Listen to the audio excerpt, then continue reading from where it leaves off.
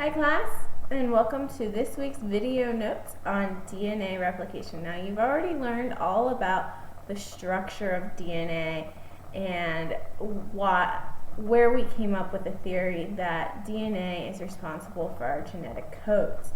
Now we're going to learn a little bit about how it replicates, because this is going to be very important in that S phase of mitosis. So the S phase of mitosis is where we duplicate that DNA. Remember, that's just so we have the same amount of DNA in every single cell.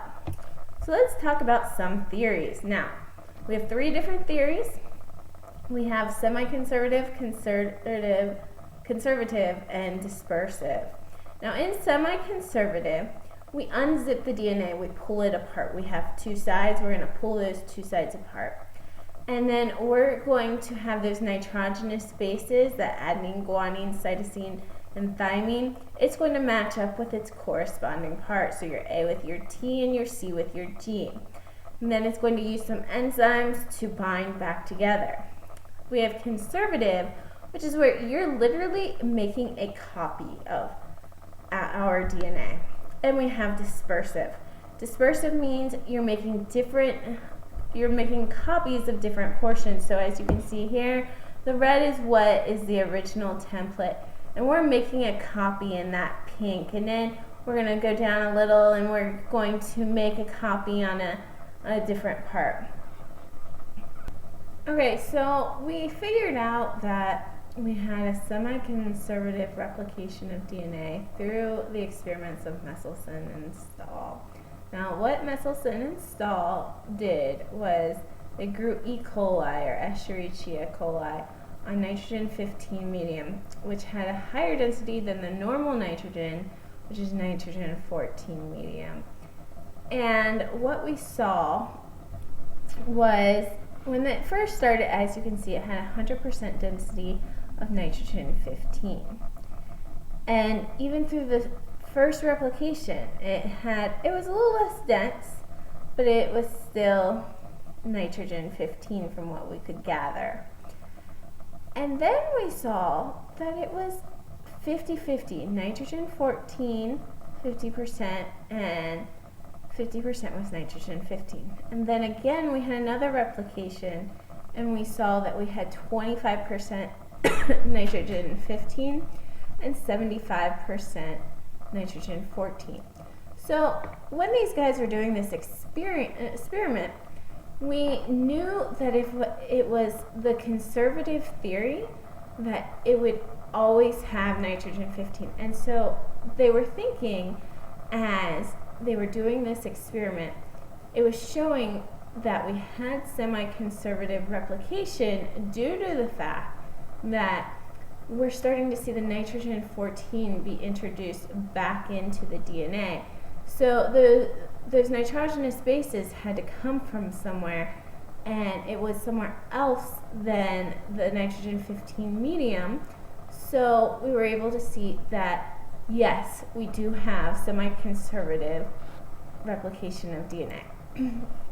So what happens with this semi-conservative replication of DNA? So first, you're just going to start off with your normal DNA strand. It's not been copied at this point. We are going to copy it. So we're just starting out with this, and this is our parent strand. You're going to hear a lot of different terms, so make sure you know what the difference in each strand is. So then we move on, and we're going to separate these strands. Well, these strands are unzipped, unwound. They're separated.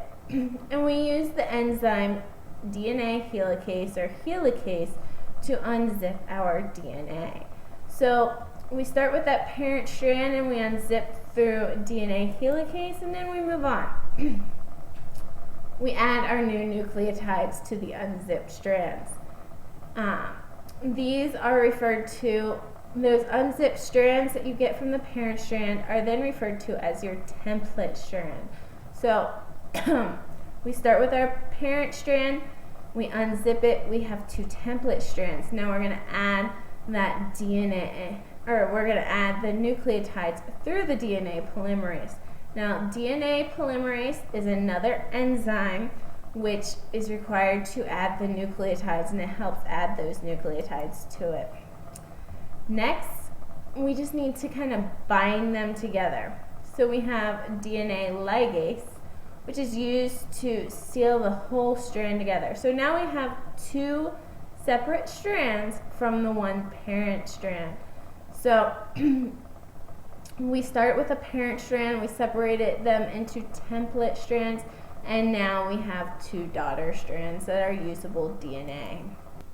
Here's the whole process in play, and we can see that we're going to start with that parent strand, and that helicase is unwinding that parent strand. And once we've unwound that parent strand, we can then use the DNA polymerase to add our new nitrogenous bases, those A's, T's, C's, and G's. And once they are added, we then have to bind them to make that new daughter strand. So we then see our DNA ligase right here, and that is going to be what eventually binds them totally together. So your most important enzymes that you're using in DNA replication are your helicase to unwind, your polymerase, which is going to add those nitrogenous bases, and your DNA ligase, which is going to just seal everything together at the end. There are more enzymes. We're not going to go through these right now. You will hear more about them when we do RNA replication and transcription and translation. So for now, this is what we need to know about DNA replication. And soon enough, we will be doing transcription and translation, and you'll be hearing all about more enzymes that help out with these nucleic acids.